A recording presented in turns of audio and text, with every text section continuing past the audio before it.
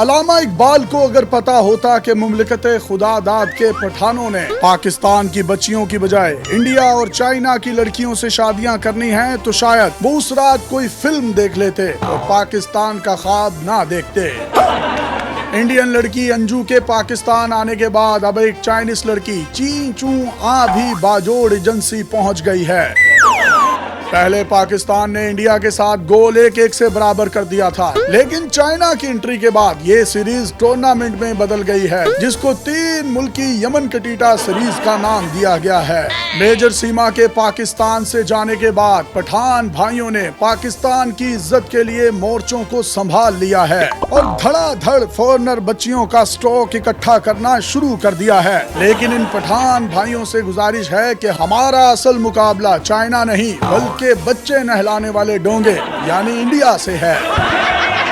पाकिस्तान की दोस्ती चाइना के साथ बाजी हिमालय के पहाड़ों से भी मोटी और ऊंची है। चाइना ने एक मर्तबा फिर से ये साबित किया है कि वो पाकिस्तान को बच्ची देना भी जानता है और इंडिया से सीमा लेनी भी जानता है।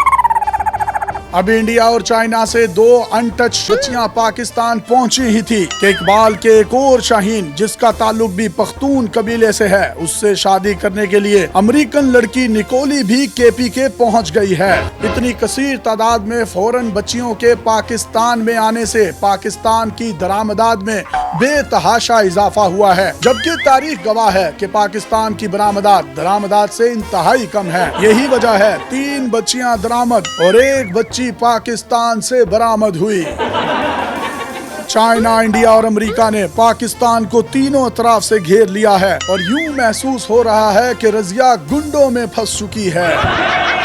पाकिस्तान की दरामदात में तो इजाफा हो रहा है, लेकिन पठान भाइयों से गुजारिश है कि वो चाइनीज माल की बजाय इंडियन माल पर तवज्जो दें। इंडियन माल से पैदा होने वाले बच्चों के नैन नक्श कदरे खूबसूरत होंगे, जबकि चाइनीज माल से पैदा होने वाले बच्चे रोटियां लगाने वाली गद्दी यानी मेजर सचिन जैसे भी हो सकते हैं। पाकिस्तान में मौजूद पठानों की इन्हीं हरकतों की वजह से मेरा मुहिब्बे वतन और सबसे प्यारा दोस्त मियां मोहम्मद नवाज शरीफ पाकिस्तान नहीं आ रहा।